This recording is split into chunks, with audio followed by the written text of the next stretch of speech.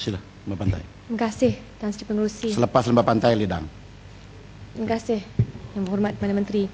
Saya merujuk kepada pertemuan yang diadakan antara ahli-ahli Parlimen Kuala Lumpur daripada Pakatan Rakyat bersama dengan pengerusi SPAD pada 7 Mac 2012.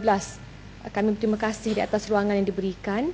Namun saya ingin menanyakan maklum balas ataupun mendapatkan penjelasan daripada pihak kerajaan kerana dalam pertemuan tersebut ada diperincikan beberapa perancangan termasuklah untuk bas, teksi dan belum lagi siap walaupun di saat-saat akhir penyiapannya mereka masih lagi menunggu maklum balas seperti yang disebut oleh Timbalan Menteri tadi.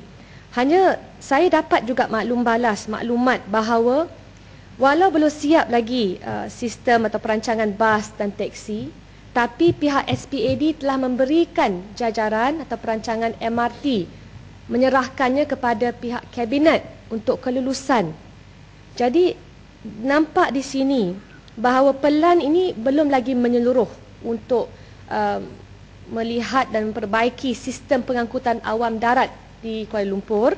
Tapi apakah rasional kerajaan untuk mendahulukan bila pihak SPAD itu memberikan hanya laluan pelan MRT sebelum persiapan ke semua perancangan-perancangan yang Timbalan Menteri sebut tadi?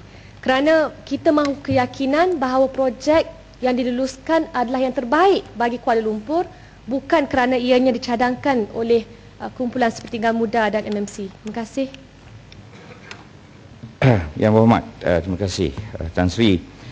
Kuala Lumpur ini sekarang ini penduduknya di sekitar Kuala Lumpur yang melibatkan kajian kita Gombak, Wilayah Persekutuan Kuala Lumpur, Petaling, Kelang, Putrajaya, Nilai, Sepang dan Hulu Langat.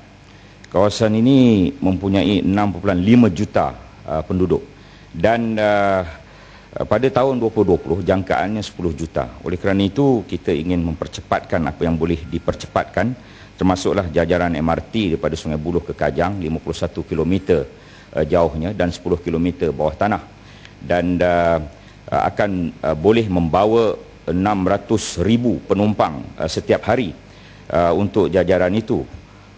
Oleh kerana projek itu perlu mengambil masa, itu sebab ia didahulukan dari segi pengambilan tanah dan yang lain-lain. Jadi Yang Berhormat, pelan draftnya sudah siap.